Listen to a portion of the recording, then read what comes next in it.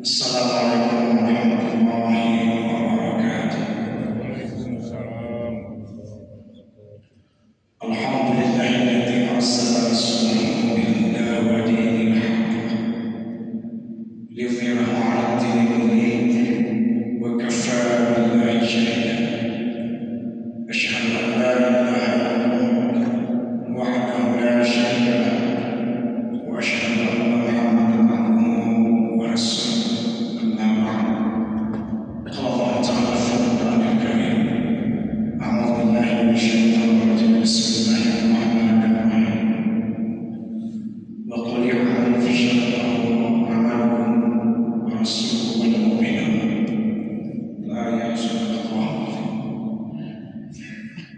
Tiada yang pantas mengucapkan saya memuji Allah dan mengucapkan alhamdulillah di pagi yang indah ini, ketika para malaikat pun menyaksikan ibadah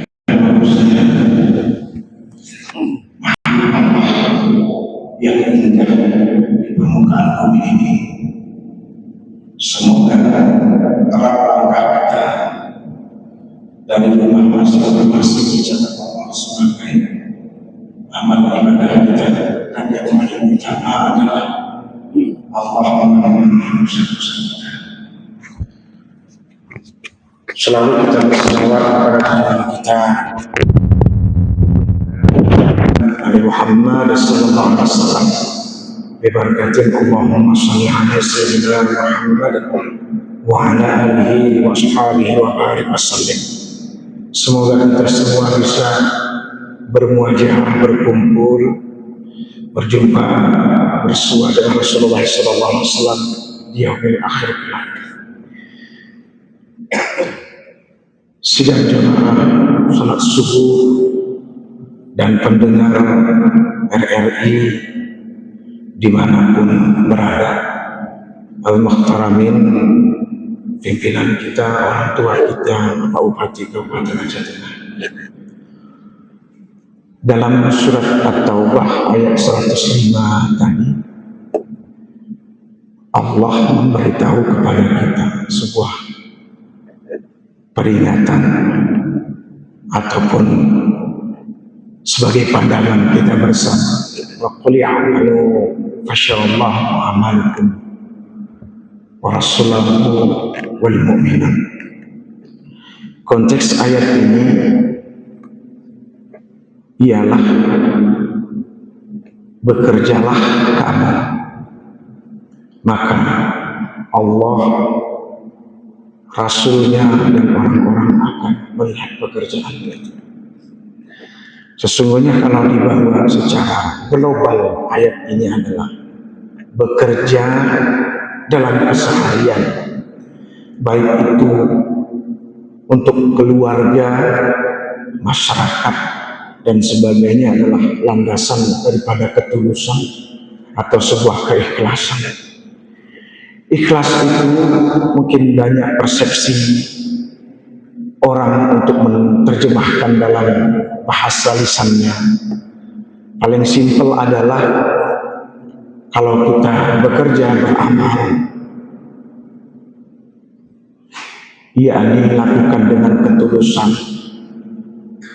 dengan keikhlasan yang tidak harus kita utarakan secara umum kepada orang lain, begitulah kiranya.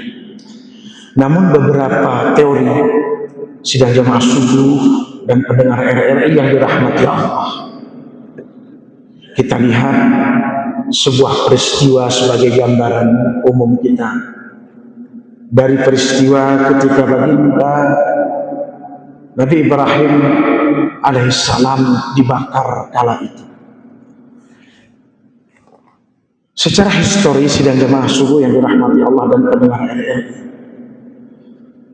Nabi Ibrahim adalah sang pencerah, sang pembawa risalah kenabian dan agama tauhid kala itu. Yang ketika agama ini termasuk orang tuanya ajar, dan kemudian pemimpin tidak menerima kebenaran ilahiyah. Namun berbagai kesalahan ataupun mencari-cari kesalahan daripada pemimpin yang namanya Ibrahim alaihissalam kala itu, sampai-sampai Nabi Ibrahim itu dibakar di dalam kobaran api. Namun di sini yang sangat heroik adalah isi daripada penduduk Mekah kala itu, kemudian penduduk yang ada di seputaran membiarkan Nabi Ibrahim alaihissalam dengan ketidakkuasaan, tidak mampu untuk menolong Ibrahim alaihissalam. Begitu juga dengan makhluk-makhluk di muka bumi, sekiranya begitulah. Namun alangkah uniknya, datang seekor burung kecil.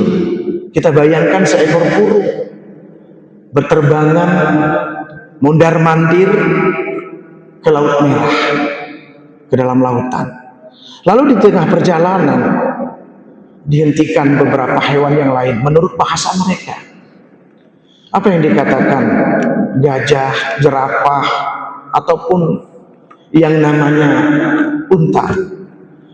Wahai burung, apa yang kau lakukan? Apa yang kau lakukan? Saya mondar-mandir ke sana kemari, mengambil setitik air. Air yang saya gunakan ini, yang saya bawa ini, tujuannya adalah untuk membawa kepada kobaran api yang sedang membakar Nabi Ibrahim alaihissalam. Lalu para hewan-hewan besar ini tertawa, menertawakan apa yang dilakukan oleh seekor burung. Wahai burung, tak mungkinlah engkau mampu memadamkan kobaran api yang membakar Ibrahim alaihissalam. Saya yakin, dengan penuh senyum, dengan penuh keyakinan seekor burung berucap, saya yakin bahwa saya tak mampu memadamkan kobaran api yang membakar Ibrahim alaihissalam. Saya yakin, hakun yakin saya tak mampu. Tapi saya harus bekerja, setidaknya waktu nanti saya mati, waktu saya nanti di hadapan Allah yang nyawa saya ini digenggam olehnya, yang tubuh saya ini diciptakan olehnya, setidaknya saya tak malu lagi kalau Allah bertanya, apa yang kau lakukan seumur hidupmu? Begitulah kiranya burung berucap kepada hewan yang lain dengan bahasa mereka. Intinya, saya bekerja atas dasar lillahi ta'ala. Artinya aku pernah berbuat. Para hewan lain tersenyum, tertawa, haha, ketawa, menertawakan. Namun apa yang terjadi, sidang jemaah subuh dan pendengar RRI yang dirahmati Allah, menurut riwayat Nabi Ibrahim alaihissalam di dalam bulan Muharram itu diselamatkan Allah dari kobaran api yang membakar dirinya. Lalu seekor burung ini menjumpailah para teman-temannya, termasuk gajah, unta, seluruh hewan yang besar-besar itu. Bagaimana? Siapa yang bisa menjawab dengan kekuasaan Allah? Yang menurut kalian, yang menurut antum-antum semua, kamu orang hebat, kamu orang besar, yang tidak melakukan apa-apa ketika pemimpinmu, ketika rajamu, ketika orang di sekelilingmu terzalimi, lalu engkau diam, tersenyum, tertawa, tidak bisa engkau lakukan apa-apa, terdiam. Ternyata usaha itu tidak mengkhianati hasil. Udah, wahai gajah, kamu punya badan besar. Wahai jerapah, engkau punya leher panjang. Wahai onta, kau punya tubuh yang gede. Kalau seandainya engkau bersatu mengambil air dari laut itu, lalu engkau semprotkan kepada kobaran api itu, maka niscaya api itu akan padam. Tapi engkau menertawakan diriku, tak masalah juga. Singkat cerita, ternyata dalam kehidupan kita ada orang besar, ada orang kecil, ada juga orang berpangkat, ada juga orang biasa-biasa, ada orang yang mungkin rendah dari martabat kita, tapi ada yang tak sampai pemikirannya ke sana. Ada juga orang yang biasa menurut kita tak mampu berbuat, namun dia selalu berbuat. Dia mengerjakan apa yang menurut keyakinan dia untuk nilai sebuah ibadah, maka dia lakukan itu. Ke bahasa gawe, ningkokul badanmu, ningkokul ruasmu, tapi geretomong nggak sampai. Untuk apa gunanya? Ada sebagian orang kecil menurut engkau tak mampu berbuat apa-apa, tapi dia selalu berbuat. Jadi janganlah menilai orang itu dari fisik, jangan menilai orang dari kecil tubuhnya. Afala yatafakkarun, afala yatadzakkarun. Kita sudah diberikan anugerah oleh Allah pola pikir otak yang cerdas, kemudian manusia yang sempurna, fi ahsani taqwim, manusia yang paling sempurna. Maka gunakan hati dan pikiran kita masing-masing untuk berbuat semaksimal mungkin, berbuat dalam kondisi apapun, dimanapun dan kapanpun, fi kulli makan, fi kulli saat, fi kulli saat. Begitulah kiranya. Itu yang pertama menurut teori yang ada. Kemudian yang kedua, kalau Syekh Al-Jarnuji memaknai sebuah keikhlasan itu ibarat musafir kelana. Kita tahu kalau bagaimana kondisi seorang musafir kelana ketika berjalan di padang yang tandus, di tanah yang gersang, ditambah lagi terik matahari yang menghujam, kemudian kaki tanpa alas. Lalu perjalanannya begitu panjang, mungkin 100 km dari sini misalnya ke Gayo Luas begitu. Lalu dia tidak menemukan setitik air pun. Di situ terdapat haus, dahaga. Lalu di tengah perjalanan dia ingin minum, tapi tidak menemukan air itu. Tapi singkat cerita, mencari kesana kemari, lalu ditemukanlah telaga. Kita bayangkan orang yang haus ketika menemukan air yang jernih, bahkan kalaupun air keruh seperti saat ini ketika alam hanya mampu, mohon maaf, alam itu tidak mengganggu, tapi dia hanya memberitahu, inilah diriku. Ketika engkau mengganggu diriku, aku memberitahumu bahwa aku tak kuat untuk menahan dirimu, gitu, untuk menahan diriku ketika harus dikeluarkan mentah-mentah. Begitulah kiranya. Lalu gimana? Minumlah seorang musafir kelana dengan penuh kepuasan sampai dia sadar betapa banyak air yang sudah saya minum. Lalu dia ingat lagi bagaimana perjalanan yang saya ini harus sampai ke titik, harus sampai ke finish. Saya tidak akan mampu membawa air ini ketika saya tidak memiliki yang namanya timba atau ember atau plastik atau jerigen. Dia tidak ada membawa itu. Lalu apa yang dilakukan? Mencari wadah. Musafir kelana mencari wadah bagaimana air ini bisa sampai ke titik finish untuk dia minum di perjalanan. Cari ke sana kemari tak dapat. Lalu dia menemukan timba yang bocor. Timba yang bocor, kita tahu bersama bagaimana bisa air bertahan di dalam timba yang bocor. Lalu dia pikir, dimasukkan kerikil-kerikil, dimasukkan dedaunan, dimasukkan bebatuan yang fungsinya adalah untuk menahan daripada air itu supaya bertahan ke finish. Singkat cerita, apa daya, apa kekuatan timba yang bocor? Sampai di finish air itu habis. Sampai di finish air itu tidak mampu difungsikan lagi, hilang dan menghilang, sirna.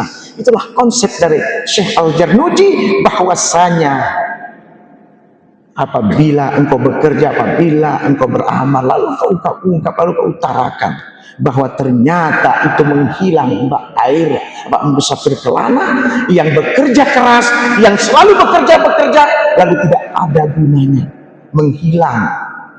Kemudian konsep dari Imam Al-Ghazali gimana? Itu agak pedas. agak panas sedikit. Di mana? Ketika muridnya bertanya, wahai ayah, wahai guru, wahai tuan guru, apa makna daripada ikhlas itu? Apa makna daripada ketulusan itu? Imam Al-Ghazali yang wafat pada tahun 1111 Masehi silam berucap, wahai anakku, wahai muridku, silahkan engkau datang minggu depan. Saya akan menjawab apa yang kau utarakan, apa yang kau tanyakan. Baik tuan guru. Hari demi hari berganti.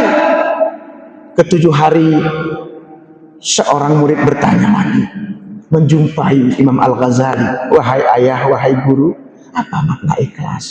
Apa makna sebuah ketulusan? Imam Al-Ghazali berbalik bertanya, wahai anakku, Win, wahai muridku, Win, setelah engkau pulang dariku, setelah engkau berlalu dariku kemarin, atau tadi pagi, atau tadi sore, atau keesokan harinya, apakah engkau pernah ke kamar mandi membuang hajat? Pernah. Di hari kedua, di hari ketiga, di hari keempat, sama jawaban, pernah. Baik membuang air kecil ataupun air besar. Lalu di hari ketujuh, tadi pagi sebelum kau berangkat menghadapku, wahai anakku, apa yang kau lakukan? Apa kau pernah masuk kamar mandi? Ada tuan. Apa makna? Itulah ikhlas. Kenapa? Agak kasar sedikit. Mana? Apakah engkau ingat warna yang kau buang minggu lalu? Apa engkau ingat bahan yang kau buang tadi pagi? Ada di situ tugi, atau di sana tahu, ada di sana tempe, atau di sana ikan, ada engkau ingat? Ada engkau ingat lagi warna-warnanya, ada coklat atau kuning atau sebagainya? Tidak, guru. Itulah makna keikhlasan. Yang mana engkau berbuat tidak pernah mengingat warnanya, tidak mengingat besar kecilnya. Begitulah interpretasi yang disampaikan oleh Imam Al-Ghazali kepada muridnya. Mungkin ini bukan sebuah nasihat, tapi menurut teori-teori dari ulama kita, bagaimana kita memaknai sebuah keikhlasan dan ketulusan menurut persepsi kita masing-masing. Assalamualaikum warahmatullahi wabarakatuh.